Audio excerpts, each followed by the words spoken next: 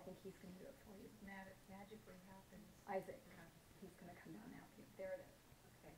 Well, thank you for that wonderful introduction and for inviting me to do this this evening. And I'll thank you in advance for staying awake during a talk on sleep in the evening. And I hope that you weren't staying up late last night and you'll have some good questions for me.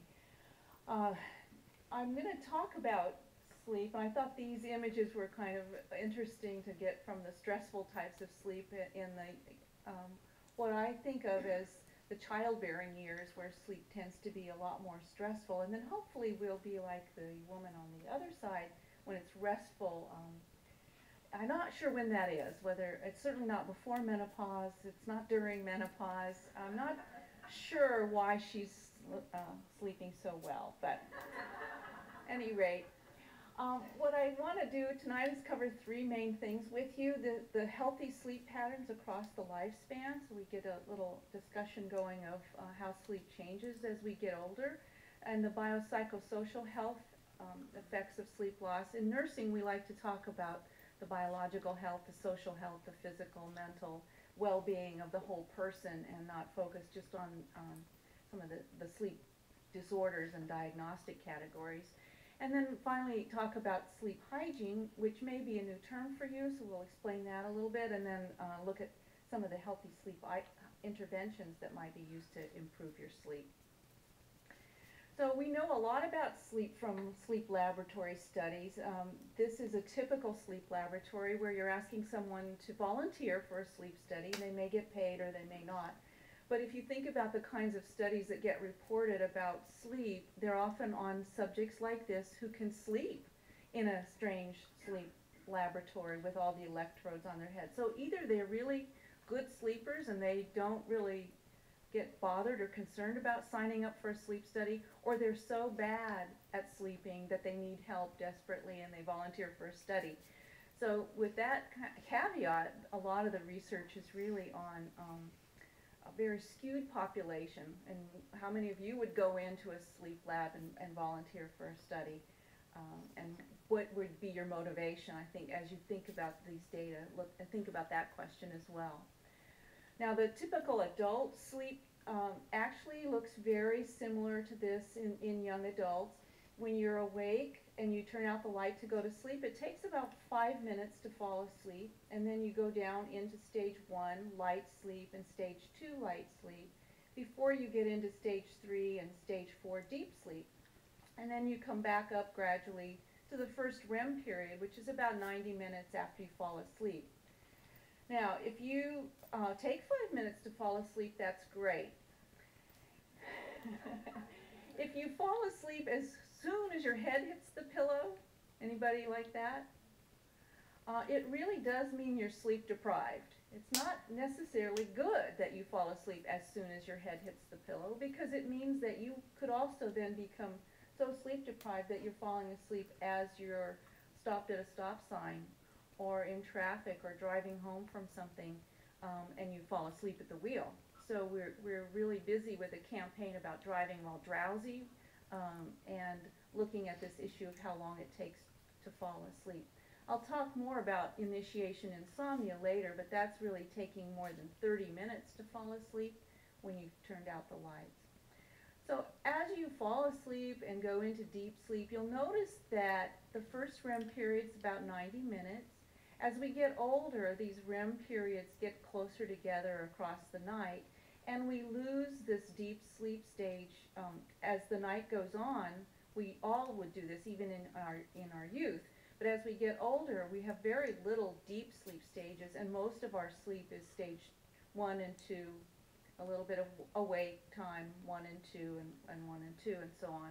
So it explains a little bit about why older people wake up more. They're not getting the deep sleep stages where you're really not hearing a lot of noises. It protects your sleep. And as we get older without this deep sleep, little noises are more likely to wake us up in light sleep and in REM sleep. And so we wake up and then we start all over again with stage 1 and 2 and never get into deep sleep. The end of the night, after 7 hours, if you spend more time in bed and in and out of stage 2 or light sleep and wake and light sleep and wake, it's very exhausting. So the idea of good sleep hygiene is to get up when you wake up, get up and start the day and do something, make more use of the day. If you lie in bed going in and out of light sleep, you get more and more tired rather than more and more rested. What I've learned in my research over time is that there's really no place like home. Now, I originally started with my dissertation. I studied women across the menstrual cycles and brought them into a sleep laboratory. Actually, nice wallpaper. They could bring their own pillows. Everything was nice. But they, after about the first 20 subjects I studied, there were a couple of them that got pregnant, and they loved coming to the sleep lab. I found out. I thought I was studying women and ignoring the first night with all this equipment on because that's an adaptation to the laboratory. And what I found out was they loved coming to the lab because it was a recovery from the sleep deprivation they had at home. They could come into the lab when they wanted to. They could go to bed when they wanted, turn the light. I was out in the other room with a little bell that they could ring, and I could come and help them. And they could get up when they wanted, and they didn't have to contend with the snoring spouse, the barking dog, the noise in the streets, and they loved coming to the lab. So I was really studying the recovery from chronic sleep deprivation at home. So we then were able to move to the home to do a lot of sleep studies with ambulatory monitoring, and we set things up and work it through in the home, and we could put all the electrodes on, and then in the morning they could take it all off and leave it behind. We'd come and pick it up later. I've done this now for many, many years, and we've even done it with pregnant women and postpartum women. The little babies at 1, 2, and 3 months old don't pull the wires off, and I really did get great data from these kinds of studies in the natural environment where everything else is going on with them. We did a poll, talking about last week's polls that you're all curious about, but this was the Sleep in America poll from the National Sleep Foundation. In 2007, I was involved in a few of the previous ones, but this is the most recent one that's looked at sleep in women. From all of these polls in the past, women report sleeping about 6.5 hours at night, and women report about 10 15 minutes more sleep than men, but it's women who complain about their sleep. They have more complaints of insomnia than men do. And women have more complaints about daytime sleepiness than men. So we've compared men and women and adults across all of these surveys and find women have more sleep complaints and more problems. So we did this telephone survey of over 1,000 women who were 18 to 64 in the U.S. It was about 25 minutes on the phone with them, and it was very representative of households with a phone. It was collected in 2006, and we over-sampled for pregnant and postpartum women, which I'm not going to really talk about tonight, but we had a margin of error of about 3%. Is that like the elections, I guess, too? So before I talk a little bit about those results, I want you to look at this and think about what it means to you. Just think about it as I give you the next set of data from that talk. Okay. So in this poll, we found out that working mothers were the highest complainers about their insomnia. They also used the most caffeine, which was to help them cope with the sleepiness they had during the day.